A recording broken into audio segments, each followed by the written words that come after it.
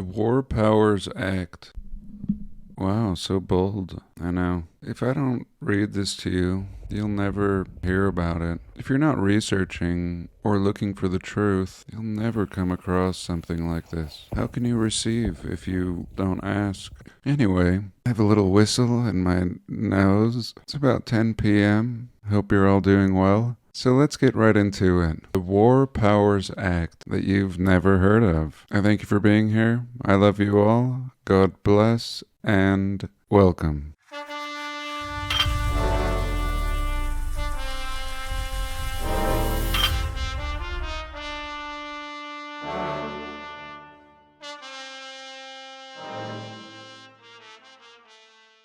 Okay, testing.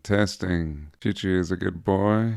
Copy. It's a very sad day, actually. I'm gonna try not to rant. I know this is very serious for some of you. I'm super sad, really. Nobody cares. Nobody gives a shit about your sadness. I mean, they do and they don't. Of course they care about your sadness, but the reasons? No, nobody understands. For me, I just lost another cat. I know. Get over it. Fucking cats. I know. It's so sad. So goddamn sad. Anyway, we mustn't dwell, of course. Sadness is beautiful, really. It's like the essence of what you loved. What you loved is now gone, and all you have is sadness. And savor it. Savor your sadness. Love and dwell in your sadness, for it is love. God, enough. Shut the fuck up, John. Alright, back to the War and Emergency Powers Act. It's so serious. Researched and written by all these men. Thank you, men. Gene. I don't get many Genes anymore. Alvin. Pretty old school. A Walter. A Limmel. Never heard of a Limmel. Hard to say. A Van. A Tinker. Are these real people? God, I don't know. And the American agricultural movement out of Campo, Colorado. Never been. I mean, Colorado, yes, but not Campo. Speak up. Sorry, I don't know if... I'm kind of a quiet video maker. I have to shove my face right up to the microphone. Okay.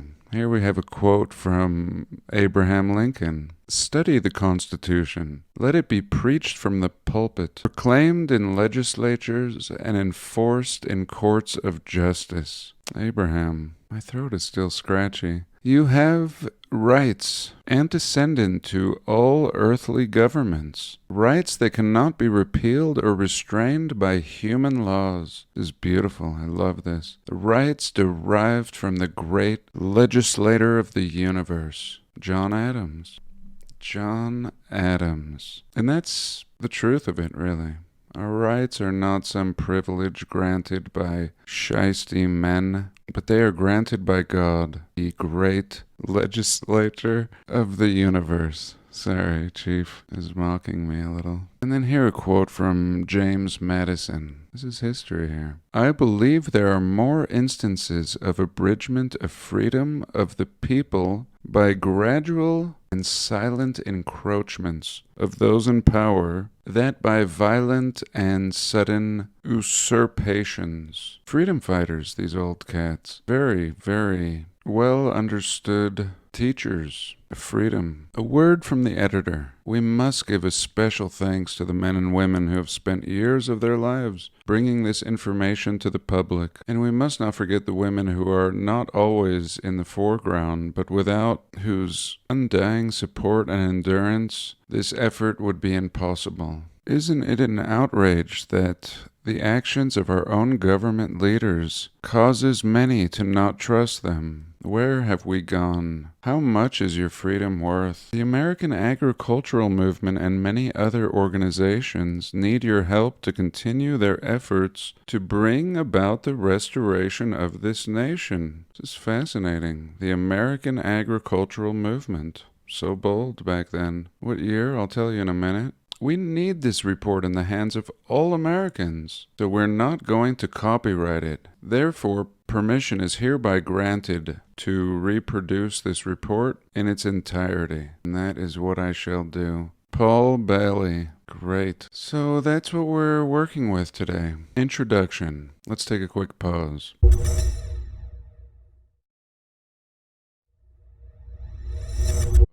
Okay. We thank our sponsors. Just kidding, we have none. Good Lord is our sponsor. Thank you, Lord, and the Savior.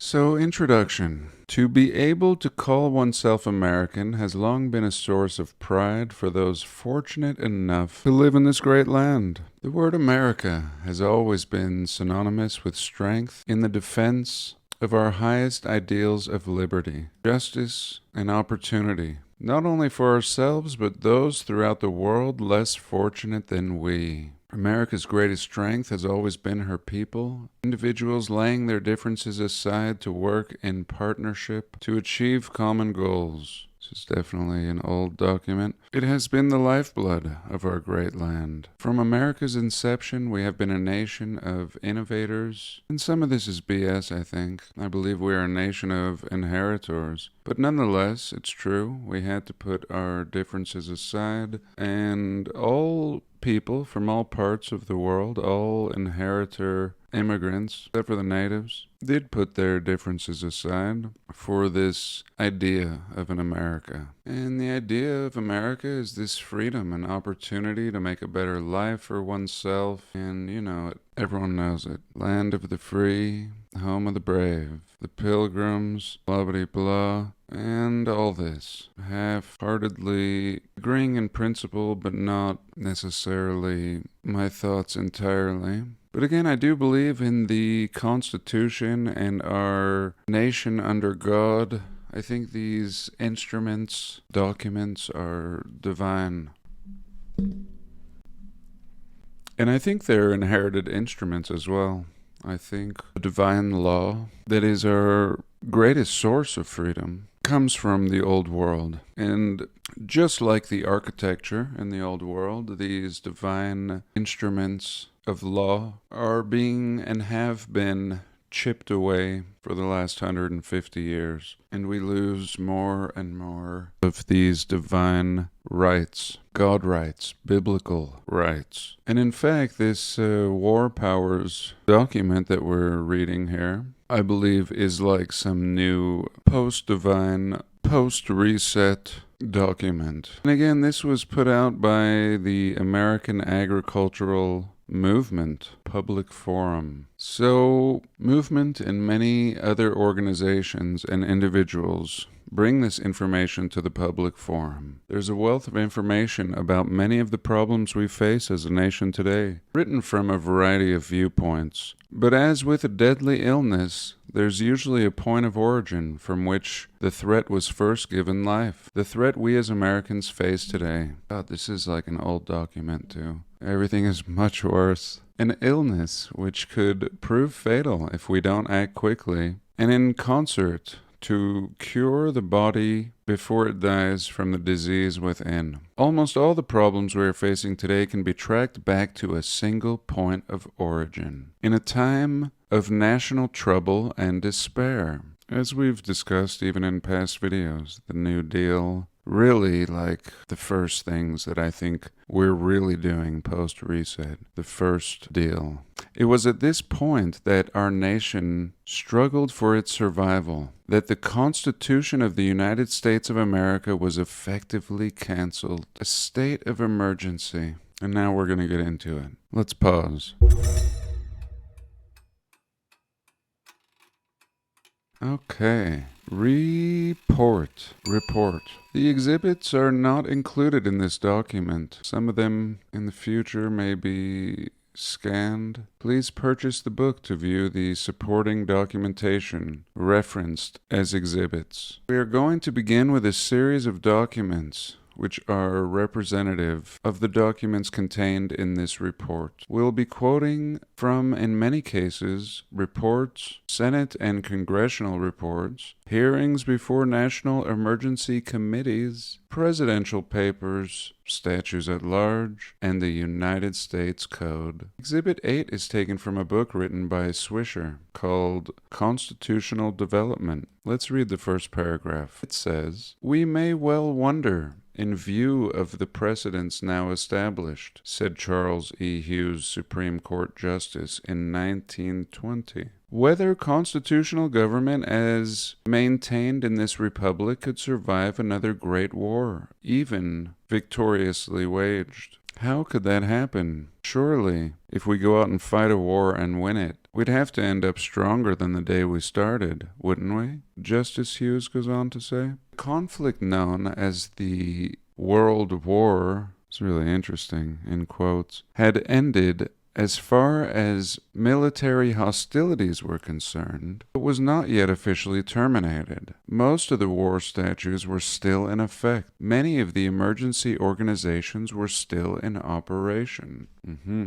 What is this man talking about when he speaks of war statutes in effect and emergency organizations still in operation? Basically, they're saying, why, after the emergency, does the emergency machine continue to operate? In 1933, the fine year, Congressman Beck, speaking from the congressional record, states, "I think all the damnable hearsays that have ever been suggested in connection with the Constitution, the doctrine of emergency is the worst. It means that when Congress declares an emergency," again, this is 1933, "there is no Constitution." Again, Bill Cooper in Behold a Pale Horse talks about this.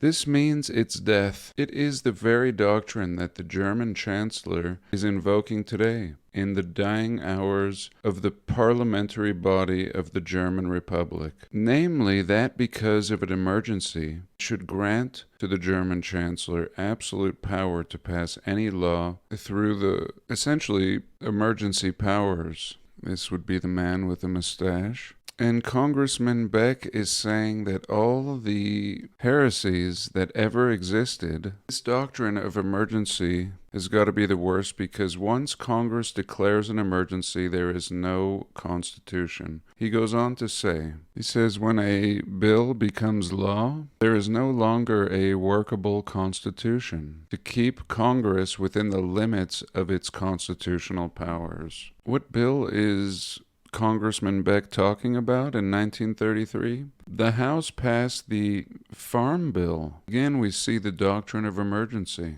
Once an emergency is declared, there is no Constitution. And we're still seeing this today, of course. Always an emergency. We're in a constant state of it. The cause and effect of the doctrine of emergency is the subject of this report. In 1973, Senate report in 1973, the first sentence reads, "Since March of 1933, the United States has been in a state of declared national emergency." Let's go back to Exhibit 9 before this. It says that if a national emergency is declared, there is no Constitution.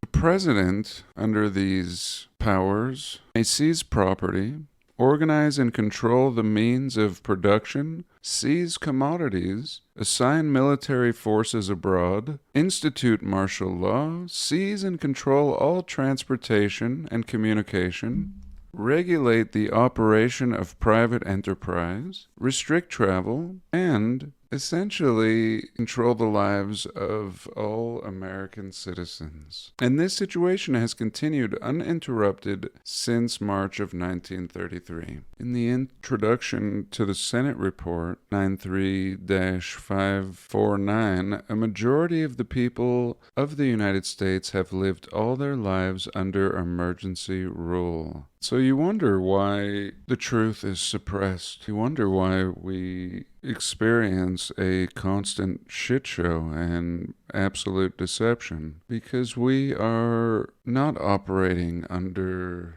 principles and divine legal framework that we're supposed to. We are in a perpetual state of emergency, and it's kept that way For 40 years, longer now, of course, this is like in the 70s, freedoms and governmental procedures guaranteed by the Constitution have been abridged by laws brought into force by states of national emergency. The introduction continues. In the United States, actions taken by the government in times of great crisis have, at least the Civil War, in important ways shaped the present phenomenon of a permanent state of national emergency. How many people were taught that in school? And it makes sense to us, of course. I don't believe the Civil War was the Civil War. It was essentially the beginning of this deception. In Article 1, Section 9 of the Constitution, we find the following words. The privilege of the writ of habeas corpus shall not be suspended, unless when in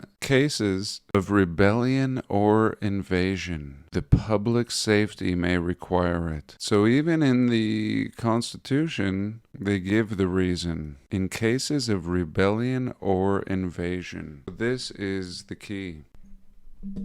Unfortunately, the key to the justification of suspending our constitutional rights. The great writ of liberty can, in fact, under the Constitution be suspended when an invasion or a rebellion necessitates it. So there's a back door, unfortunately. Divine instrument with a loophole. And we can see here that the framers of the Constitution were already contemplating times when there would be conditions where it might be necessary to suspend the Constitution. The concepts of constitutional dictatorship went back to the Roman Republic, and it was determined that in times of emergencies, constitutions and rights of the people would be suspended until the crisis could be resolved. In Great Britain, it's called the Defense of the Realm Acts, and in the United States, it's called the War Powers. If we are under the war emergency in this country, then there should be evidence of that in the current law that exists today. That means we should be able to go to the federal code known as the USC or United States Code and find that statute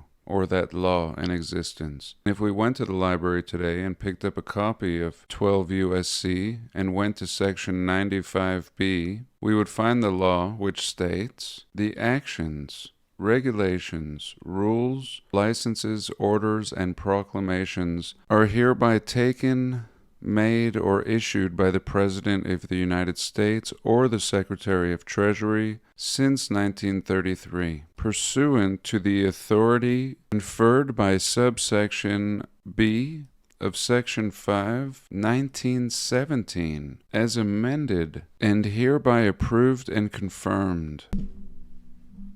Now, what does this mean? It means that everything the President or Secretary of Treasury has done since March of 1933, or anything that they're going to do, is automatically approved and confirmed. So essentially, not the will of the people, which is what we see everywhere. Again, why it's always been like a shit show, at least since this post-reset beginning, in my opinion. Let us remember that according to the Congressional Record of 1973, the United States has been in a state of national emergency. Then we realize that 12 U.S.C. Section 95 is current law. This is the law that exists over the United States. As every action, rule, or law put into effect by the President since 1933 has or will be confirmed and approved. Let us determine the significance of that date in history. What happened in March of 1933? Franklin D. Roosevelt was inaugurated president. We were in the throes of the Great Depression, and he says, I shall seek with my constitutional authority bring speedy adoption. And in the event that Congress shall not move forward with one of these two courses, and in the event that the national emergency is still critical, I shall ask the Congress for one remaining instrument to meet this crisis, broad executive power to wage a war against the emergency. And you see how even everything has always been a war, right?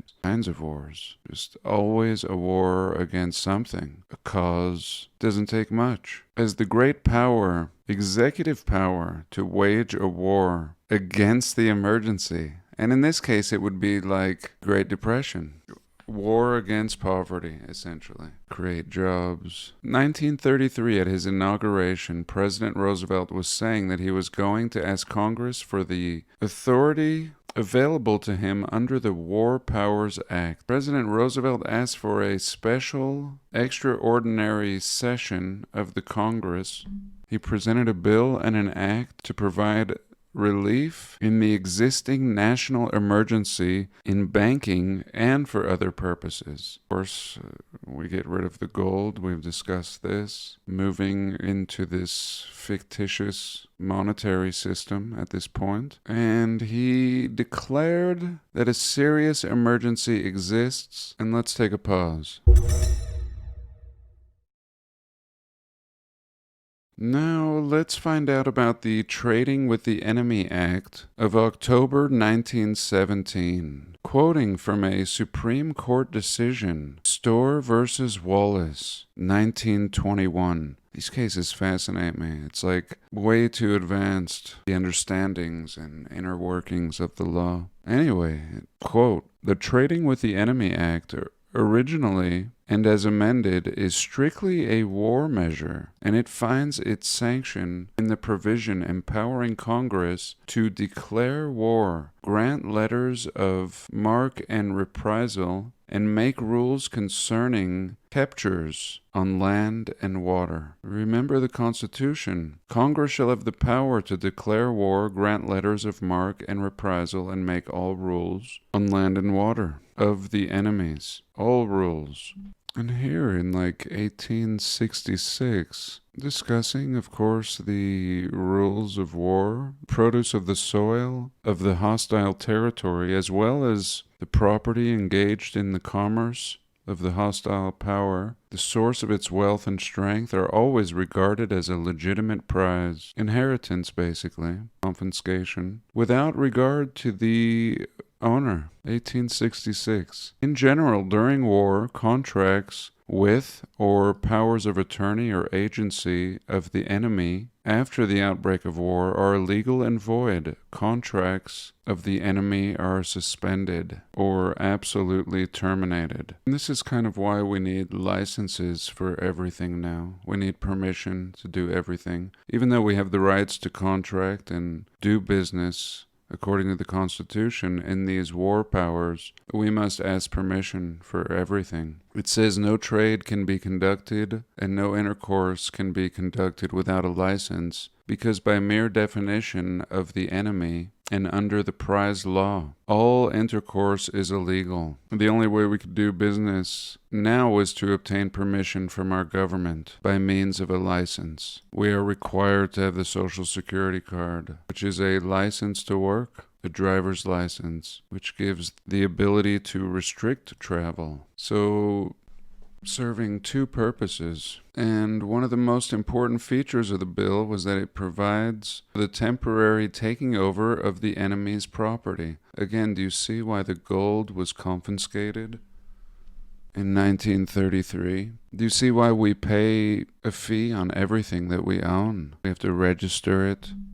We don't own anything. It's like Klaus Schwab talk beginning in 1933. We owned nothing and do own nothing and are the enemy. I hope you're getting this. It's pretty heavy. We're only halfway through it. Maybe I'll take a pause and we'll see if there's any interest in a part 2. So thanks for joining me this week. I love you all, and I'll see you in the next one.